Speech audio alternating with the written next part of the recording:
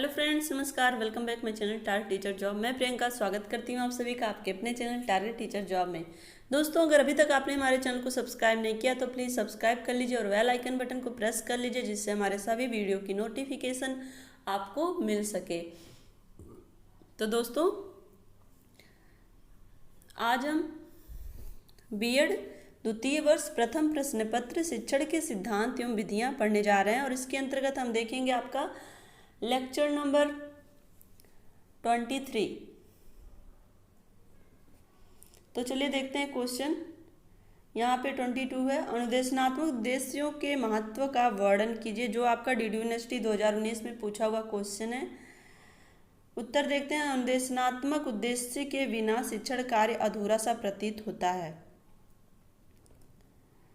Bloom ने शैक्षिक प्रक्रिया को त्रिध्रुवीय प्रक्रिया माना। अनुदेशनात्मक का मतलब होता है प्रोग्राम, एक क्रमबद्ध तरीके से शिक्षण कार्य करना। अगर कोई भी शिक्षण कार्य क्रमबद्ध तरीके से नहीं होता है तो वो अधूरा शिक्षण कार्य माना जाता है।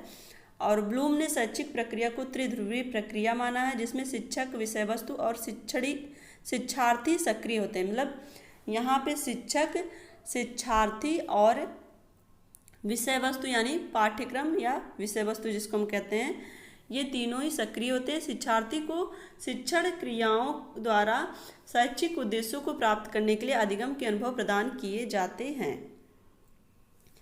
और इन्हीं शैक्षिक उद्देश्यों के आधार पर ही व्यवहारों में परिवर्तन का मूल्यांकन किया जाता है।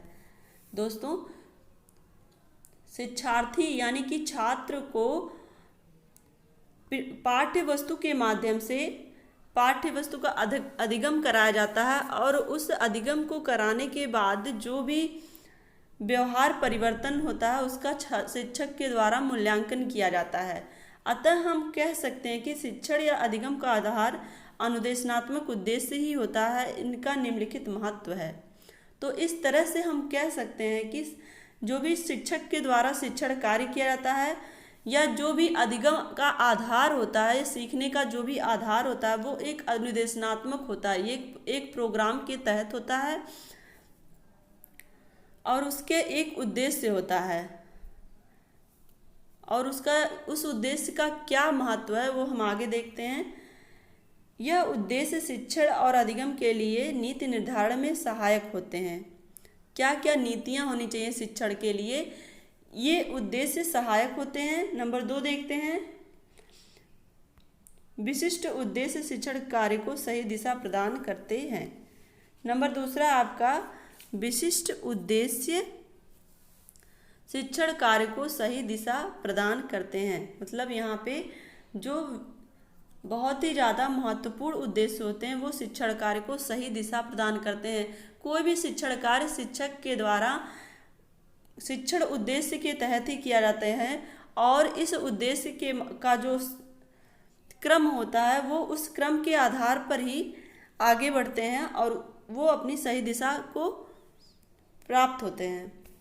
नंबर 3 देखते हैं। उद्देश्यों की सहायता से व्याख्या, कार्य तथा मूल्यांकन एवं मापन प्रक्रिया सरल हो जाती है और शिक्षक के द्वारा जो शिक्षण उद्देश्य होते हैं उस उद्देश्य को प्राप्त करने के बाद मूल्यांकन करना, छात्रों का पाठ्य वस्तु को समझाने और अधिगम कराने के बाद उनका मूल्यांकन करना और छात्र का मापन करना, ये सारे कार्य शिक्षक के लिए सरल हो जाते हैं। जब शिक्षण कार्य प्रभावी ढंग से होता है तो छात्र ने कितना अधिगम किया है इसका मूल्यांकन और मापन करना शिक्षक के लिए आसान हो जाता है। नंबर 4 होता है उद्देश्य नियोजित परिवर्तन के लिए लाभप्रद होता है। अब यहाँ पे अनुदेशनात्मक उद्देश्य हम पढ़ रहे हैं। तो अनुदेशनात्मक उद्देश्य में एक प्रोग्राम के तहत बच्चों को लर्न कराया जाता है, सिखाया जाता है।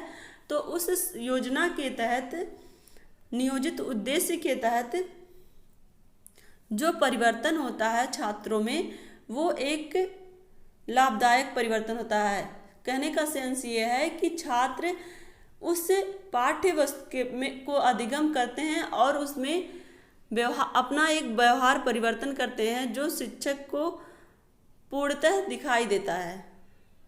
तो दोस्तों, इस क्वेश्चन में बस इतना ही। अगर ये वीडियो आपको अच्छी लगी हो तो एक लाइक कर दीजिएगा और अपने दोस्तों के साथ शेयर कर दीजिएगा। हमसे जुड़ने के लिए थैंक यू सो मच। जय हिंद।